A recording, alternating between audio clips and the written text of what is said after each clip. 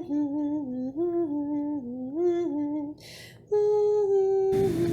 guys, and welcome to Coffee Corner. If you haven't seen my introduction video, my name is Jarina, and I hope that Coffee Corner will be a blessing and encouragement to you as we talk about coffee and about Christ. To give you a little story behind my coffee mug this morning, this is a kiwi. You can't really see it in the lighting, I know, but it's called Caffeinated Kiwis. It is from my trip to New Zealand, and it's just a bunch of kiwis that are high on coffee.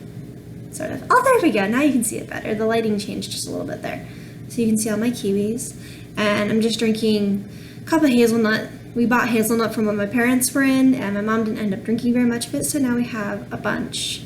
And can I tell you, I'm not a huge fan of hazelnut coffee, but hazelnut smells so good when it's brewing. So, just a thought on coffee this morning, and one of my favorite mugs. Coffee mugs. So I'll be drinking from this morning while we talk about things. To give you a little idea of what I do, my routine in the morning or afternoon or evening, whenever I have devotion. Some mornings it's just up and going, and to be quite honest, sometimes it doesn't happen, but I do try to do it each day. I have 2 notebooks. This is what I journal in and what I'll be sharing thoughts from you from. And giving you just what I've been learning. And then this is what I call my prayer journal. I have different tabs, some short-term prayer requests, daily prayer requests, and then sort of a weekly prayer plan of different people and different groups of people that I pray for. So that's that. And that is one thing, and I'll share this with you because I feel like you guys deserve to know it, is one thing I'm really working on, is because I feel like my prayer life is really lacking, but I found that this has been helping, just giving me a little bit more focus in what I'm praying for has helped a lot. But to share a little thought with you from my devotions recently, let me find it. This morning I was reading in Psalms. I've been reading through the Psalms recently, and I was reading in Psalm 55 today, and there's a few verses that people probably know, and then some more unfamiliar. It's not a super long psalm. It's only, I want to say 21 verses, I think. Let me find it really quick here.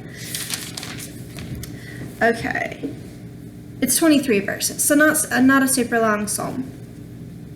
Some of the verses at the beginning that may be more familiar to you are verses 6 through 8 that say, and I said, oh, that I had wings like a dove, for then I would fly away and be at rest. Lo, then I would wander far off and remain in the wilderness. Selah. I would hasten my escape from the windy storm and tempest. And if that doesn't sound like sometimes what I want to do, I don't know what does. Like, in the middle of all of this craziness with the pandemic and then everything political that's happening, sometimes I just want to get away, and sometimes I wish, just like with David, that I could fly away and be at rest. But that isn't really what I wanted to focus on, because I don't know about you, but all this craziness around that's been happening in life has really, opened up some passages that I've never really noticed before or discovered, and I think it's totally awesome to me, because new things are sticking out that have never stuck out before, and I think it really is the timing and just everything that's going on has brought scripture to a whole new level and has made different things pop out. So the thing that really stood out to me this morning was Psalm 55 verse 19, and then it's the second verse of verse 19. It's sort of split up into 2 things. The second verse says, or second part of 19 says, because they have no changes, therefore they fear not God. David is talking about how his enemies have surrounded him, how even his friends have betrayed him, and then he's saying, okay, God is going to hear my prayers, and he is going to judge these people. But then he says in 19, because they, the wicked, the people that are working against David, have no changes, therefore they don't fear God. And I think it really hit me this morning, and I'll just share what I wrote in my journal this morning, and then I'll explain a little more of what I was thinking. Let me see where I put it. Oh, it brought to mind the thought of familiarity breeds contempt. You know, when things are normal, when things are good, when it's just very, day after day, sort of the same thing, we get really comfortable with our routine. It's so easy to, as scripture is saying, as David's talking about the people and the wicked, they don't fear God. And I don't think that's just a problem that the unbelievers or the lost have. Obviously, when things are good for them, they're fine. They're making their plans, they're spinning their webs, and they don't fear God because they don't see that God's doing anything against them. I mean, we know that in the end they will be judged. But I think that can also be a problem for us as believers when, we get stuck in that routine, and routine is good, but it's so easy when things are good and when things are peaceful that we sort of forget about God. And we don't fear God, not in that, trembling sort of don't hurt me type of fear, but, that reverence and that really all day remembrance of God.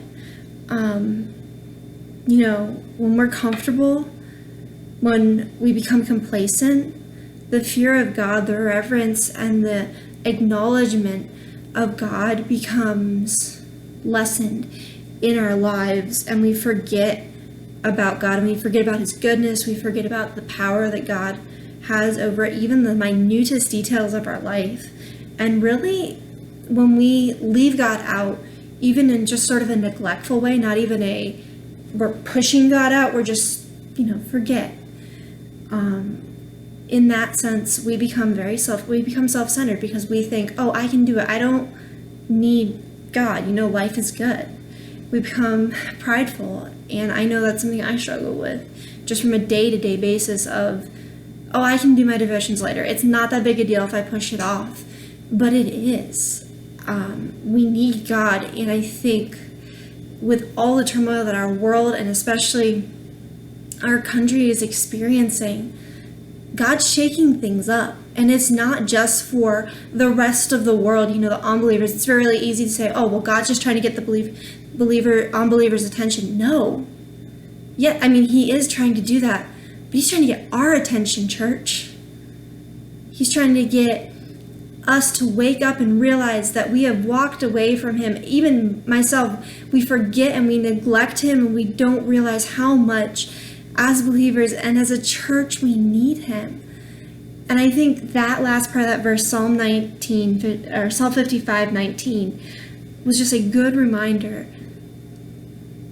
that when things around us are changing, when things around us, get shooken up, and we don't like it necessarily, but it gets our attention.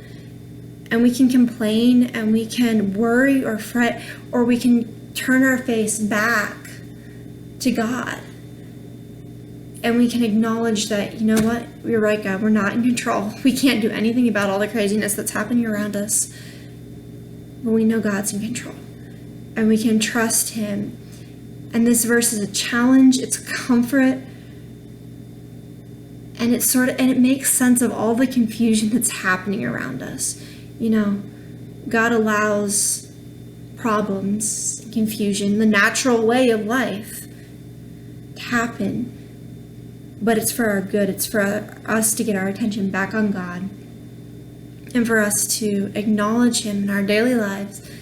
And then as a church, as we acknowledge him, as we're filled with the presence of God, and we live with that reality that God is right there, then it's in that reality that we can go out and we can spread what Christ is and the good news of Christ to the rest of the world.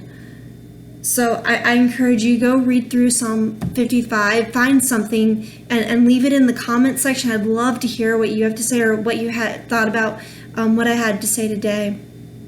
And I just encourage you, get in the Word, get to know the Lord even better than you already know him, and I can guarantee it will make a change in your lives. So thank you for joining me for this episode of Coffee Corner, and I hope to see you soon. Bye.